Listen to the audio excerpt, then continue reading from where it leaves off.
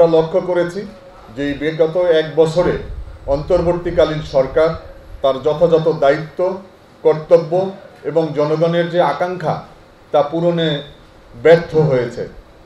আমরা বিগত নির্বাচনের গুলোতে থেকে যে শিক্ষা নেওয়ার আমরা তা ব্যর্থ হয়েছি।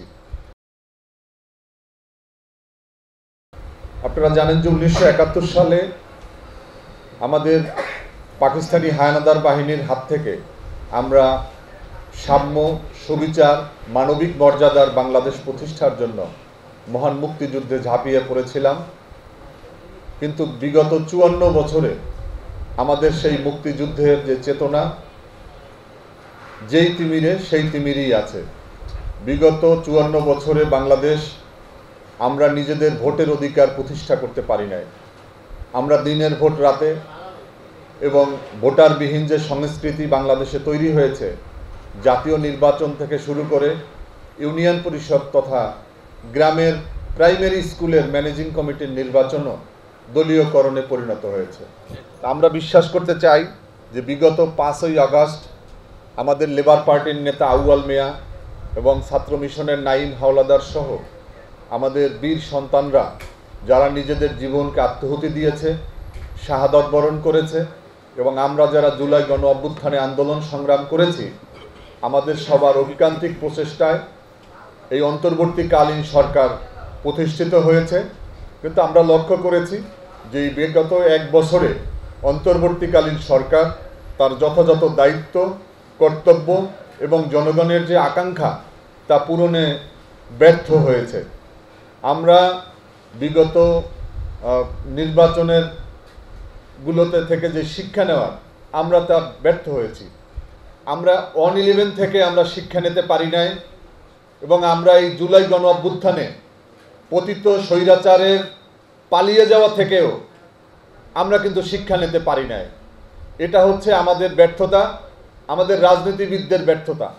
আমি মনে করি যে বর্তমানে এই জুলাই অভ্যুত্থানের পরেও যারা দেখছে যে এমপি মন্ত্রী হয়েও জনগণের ভালোবাসা, জনগণের জন্য কাজ না করলে দেশে পর্যন্ত থাকা যায় না, পালিয়ে যেতে হয়। আমরা দেখেছি যে হাজার হাজার কোটি টাকা তো লুটপাট করে অর্জন করলেও তা খাওয়া যায় না, ভোগ করা যায় না, তাদেরকে পালিয়ে যেতে হয়। সেখান থেকেও কিন্তু আমরা শিক্ষা নিতে পারি নাই। আমরা দেখেছি বিগত এক বছরে জনগণের উপরে কিভাবে স্টিম রোলার চালানো হয়েছে, কিভাবে দখলবাজি করা হয়েছে, কিভাবে চাঁদাবাজি করা হচ্ছে, কিভাবে মানুষকে কষ্ট দেওয়া হচ্ছে। আমরা এই জন্য বাংলাদেশ লেবার পার্টি আমরা দীর্ঘদিন যাবৎ আমরা আন্দোলন সংগ্রামের মধ্য দিয়েই আমরা বেড়ে উঠেছি। আমাদের এই পথ চলায় লেবার পার্টি একটি নিবন্ধিত রাজনৈতিক দল হিসেবে আনারস প্রতীকে বাংলাদেশ লেবার পার্টি নির্বাচনের সিদ্ধান্ত নিয়েছে।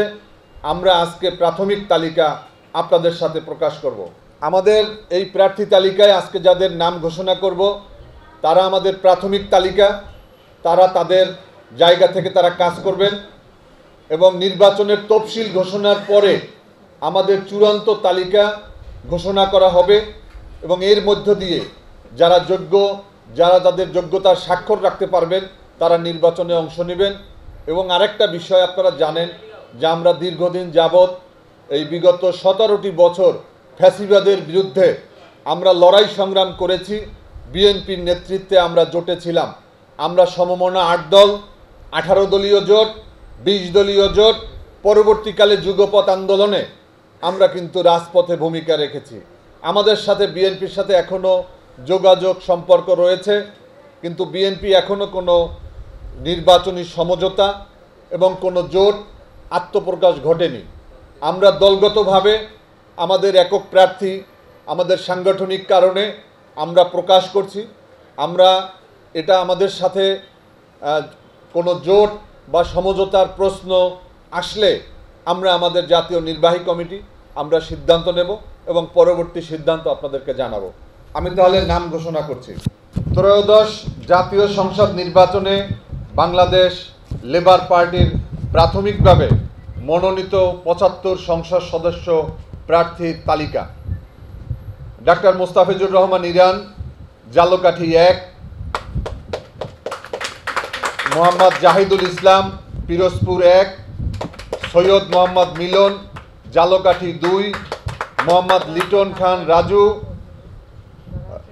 বরগুনা 1, মুজিবুর রহমান বাদশাহ বরগুনা 2, মোহাম্মদ আশরাফ হোসেন ভোলা 1, মোহাম্মদ মনির হোসেন ভোলা 2, হেলাল উদ্দিন চৌধুরী ভোলা 3, SM সোহেল মাহমুদ বরিশাল 5, মোহাম্মদ রেজাউল করিম নাসির তালুকদার বরিশাল 6, শেখ মোহাম্মদ আলী ঢাকা 1, মুফতি আরিফ বিন শহীদ Dhaka 3, Mohammad Enamul Haque Akand Dhaka 4, Mohammad Masud Alam Patwari Dhaka 5, Mohammad Rakesh Rahman Dhaka 6, advocate Johra Khatun Jui Dhaka 7, Khandaker Mirajul Islam Dhaka 8, Mrs Mahfuza Khanam Dhaka 9, Hinduratna Ramkrishna Saha Dhaka 10, Sabina Yasmin Dhaka 11, Mrs Tahmina Akter Dhaka 12, Mohammad Mashiur Rahman Faridpur 1, master Zahirul Haque Faridpur 3 Madaripur 3, Mohammad Shamim Ahmed Gazipur 2, SM Yusuf Ali Gazipur 5 ও ঢাকা 18, মোহাম্মদ হাবিবুল হক মানিকগঞ্জ 2, মাওলানা আব্দুল বাসেত মানিকগঞ্জ 3, মোহাম্মদ আনিস মোল্লা মুন্সীগঞ্জ 2, মাওলানা মিজানুর রহমান মুন্সীগঞ্জ 3, মোহাম্মদ মনির হোসেন খান নারায়ণগঞ্জ 3, আব্দুর রহমান খোকন নারায়ণগঞ্জ 4, মাহবুব আলম লিটন মাগুরা 1, খন্দকার মোহাম্মদ মিলন মাগুরা 2, দাতো মোহাম্মদ এবাদত হোসেন গোপালগঞ্জ 3, মাহবুবুর রহমান খালেদ সিলেট 1, দেওয়ান মতিউর রহমান সিলেট 3, মোহাম্মদ নজরুল ইসলাম সুনামগঞ্জ 3, শাহ মাসুম বিল্লাহ ফারুকি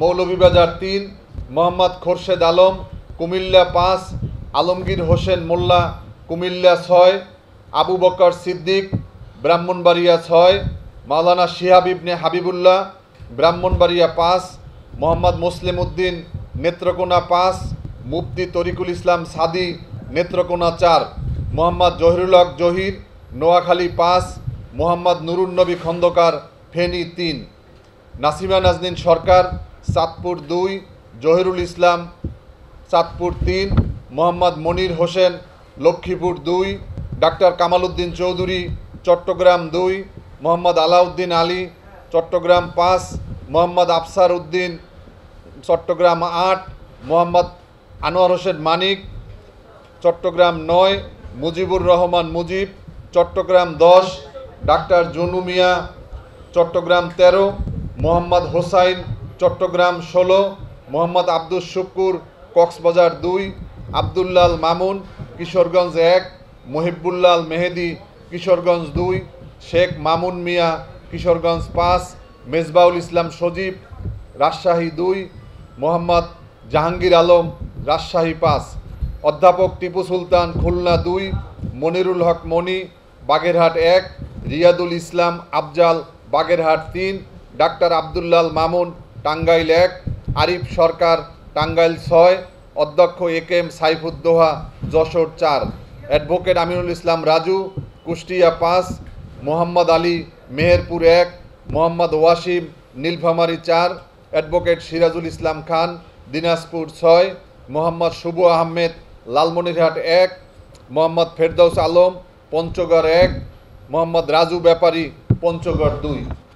আমরা আমাদের আজকে এই 75 জনের নাম প্রাথমিকভাবে ঘোষণা করেছি এবং আমাদের এটা প্রথম পর্ব। আমরা দ্বিতীয় পর্বে আমাদের আরও প্রার্থী তালিকা আপনাদের সামনে উপস্থাপন করব। আমরা ইতিপূর্বে ঘোষণা দিয়েছিলাম যে আমরা 100 প্রার্থীর তালিকা শীঘ্রই ঘোষণা করব। আমাদের এটার জন্য অনেক বাছাইয়ের প্রয়োজন আছে, অনেক কাজ আছে।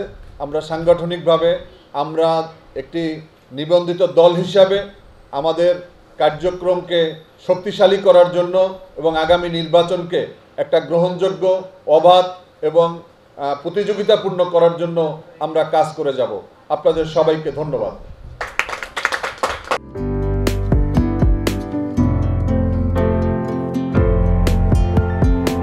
1 জানুয়ারি 2025 ইউটিউব জার্নালিজমের অগ্রদূত changetv.press 6 বছর পেরিয়ে পা রাখলো গর্বিত আমি অত্যন্ত আনন্দিত হলাম যে চেঞ্জ টিভি আগামী কয়েকদিনের মধ্যেই 6 বছর পূর্ণ করবে।